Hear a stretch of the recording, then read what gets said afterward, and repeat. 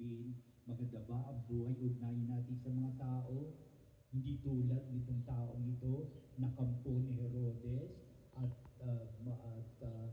bahagi ng mga pariseyo na inutusan itong tao na ito na siluin, subukin na ating Kristo.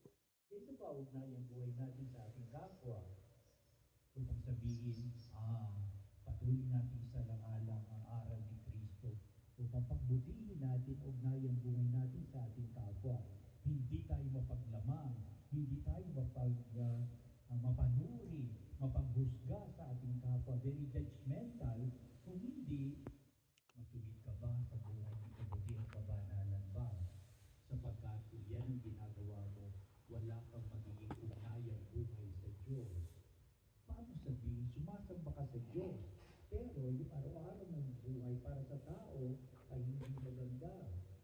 Kaya sabihin natin, iwanagin mo yung buhay upang maging karapat-dapat ka sa pagtangkilig ng iyong kapwa at gayon din, ikaw ay magiging karapat-dapat sa pagtangkilig ng Diyos.